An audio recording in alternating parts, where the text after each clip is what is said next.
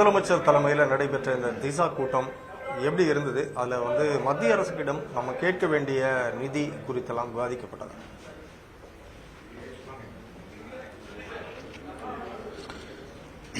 முதலமைச்சர் தலைமையில் 4வது திஷா கூட்டம் இன்றைக்கு நடைபெற்றது.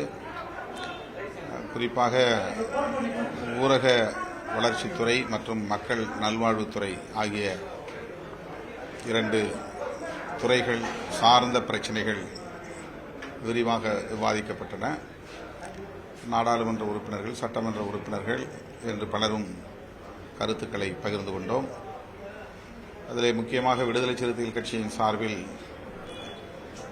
7-8 பிரச்சினைகளை முன்வைத்தோம். அதிலே ஒன்று, பிரதமர் பெயரிலான வீடு கட்டும் திட்டம் போதிய நிதி ஒதுக்கீடு செய்யப்படாத நிலையில் அது வெற்றிகரமாக நிறைவேறவில்லை.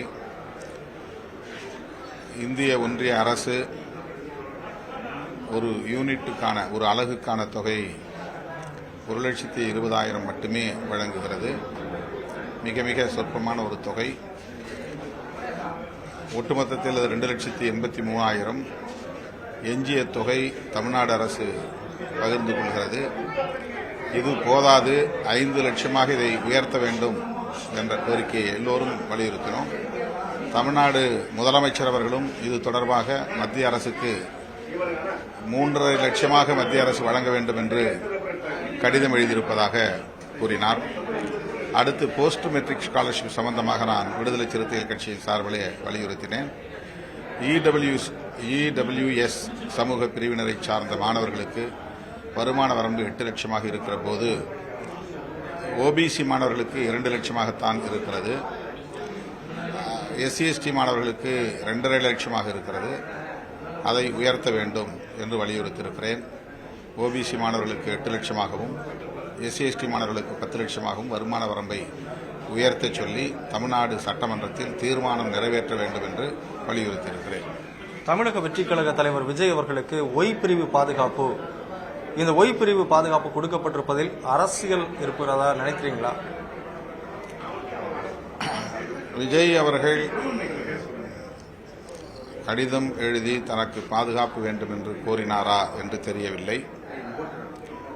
அவருடைய வேண்டுகோள் இல்லாமலேயே இந்திய ஒன்றிய அரசு அல்லது உள்துறை இந்த பாதுகாப்பை வழங்கியிருக்குமேயானால், அது நல்லெண்ணத்தின் அடிப்படையில் அவருடைய பாதுகாப்பை கருத்தில் கொண்டு வழங்கியிருக்குமேயானால் அதை வரவேற்க கடமைப்பட்டிருக்கிறோம்.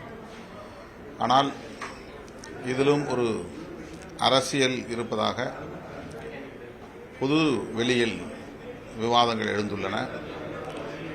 எப்படி இருந்தாலும் அவருடைய பாதுகாப்பு முதன்மையானது, வரவேற்கிறேன். ஆட்சி அதிகாரத்தில் பங்கு அப்படிங்கிற ஒரு முழக்கத்தோடு பயணிக்கக்கூடிய விடுதலை சிறுத்தைகள் இந்த சட்டமன்ற தேர்தலில் அதிமுக, தமிழக வெற்றிக் கழகம், விடுதலை சிறுத்தைகள் இது எல்லாமே ஒன்றாக இணைவதற்கான வாய்ப்பு இருக்கும்னு சில அரசியல் ஆர்வலர்கள் பேசுறாங்க. அவர்கள் தமிழ்நாட்டு அரசியலில் குழப்பத்தை ஏற்படுத்த விரும்பக்கூடியவர்கள். குழப்பத்தை ஏற்படுத்துவதற்காக பல்வேறு விவாதங்களை யூகத்தின் அடிப்படையில் கட்டமைக்கிறார்கள். விடுதலை சிறுத்தைகள் கட்சி ஏற்கனவே ஒரு கூட்டணியில் வலுவாக இடம்பெற்றிருக்கிறது, தொடர்ந்து பயணிக்கிறது. ஆகவே இந்த மாதிரியான யூகங்கள் தேவையற்ற ஒன்று. யூகமான கேள்விகளுக்கு நான் மேற்கொண்டு பதில் சொல்ல விரும்பவில்லை. ஒரு 15% அதிகமான வாக்கு வங்கி இருக்குன்னு பிரசாந்த் கிஷோர் விஜய்க்கு அறிக்கை சமர்ப்பிக்கிறாரு. இது ஒரு தாக்கத்தை ஏற்படுத்தும்.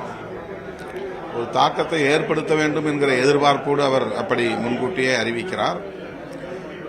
அவருக்கு அப்படி வாக்கு வங்கி இருக்குமேனால் அது தேர்தலில் தெரிய வரும். பொறுத்திருந்து பார்ப்போம்.